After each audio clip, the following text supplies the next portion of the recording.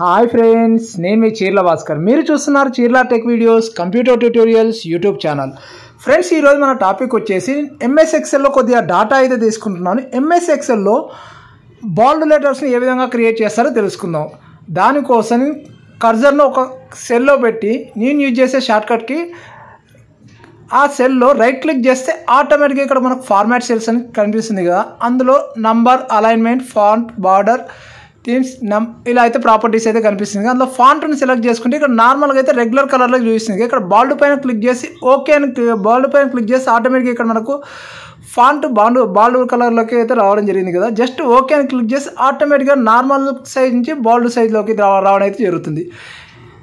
Bald సైజ్లోకి change చేయడానికి నేను use చేసే సెకండ్ షార్ట్కట్కి Ctrl+1 అని క్లిక్ చేస్తే మాత్రం ఆటోమేటిక్గా ఇక్కడ మనకు ఫార్మాట్ సెల్స్ అయితే ఓపెన్ కావడం జరుగుతుంది. నార్మల్గా అయితే రెగ్యులర్ సైజ్లో ఉండడం జరుగుతుంది. ఇక్కడ జస్ట్ బాల్డ్ అని క్లిక్ చేస్తే మాత్రం ఆటోమేటిక్గా బాల్డ్ సైజ్లోకి రావడం అయితే జరుగుతుంది.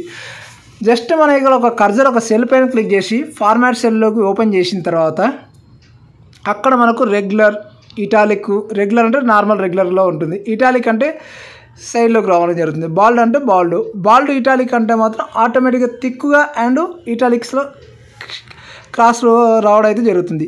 ఒకవేళ బాల్డ్లో క్రియేట్ చేయడానికి నేను యూజ్ చేసే థర్డ్ షార్ట్కట్కి వచ్చేసి ఇక్కడ హోమ్ బటన్ పైన క్లిక్ చేసి ఇక్కడ బి అని ఉంటుంది కదా, బి అంటే బాల్డ్, అక్కడ క్లిక్ చేసి ఆటోమేటిక్గా బాల్డ్ కలర్లోకి బాల్డ్ సైజ్లోకి రావడం జరుగుతుంది.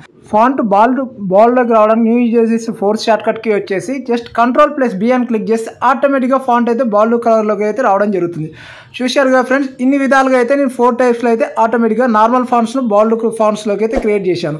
ఈ స్మాల్ ట్రిక్స్ మీకు నచ్చినట్లయితే నా వీడియోని లైక్ చేయండి, కామెంట్ చేయండి, షేర్ చేయండి, అలాగే నా ఛానల్ని సబ్స్క్రైబ్ చేయండి. ఫ్రెండ్స్, మీకు ఇలాంటి కంప్యూటర్ ట్యూటోరియల్స్ అలాగే మోర్ ఇన్ఫర్మేటివ్ వీడియోస్ కావాలన్నా ఈ వీడియోకి డిస్క్రిప్షన్లో లింక్ అయితే ప్రొవైడ్ చేస్తున్నాను. అలాగే ఈ వీడియో టాప్ సైడ్లో కార్డ్ రూపంలో ప్రొవైడ్ చేస్తున్నాను, లేదంటే ఈ వీడియో ఎండ్ కార్డ్ రూపంలో ప్రొవైడ్ చేస్తున్నాను. మరొక మంచి వీడియోతో మళ్ళీ కలుద్దాం. Thank you very much for watching my video friends.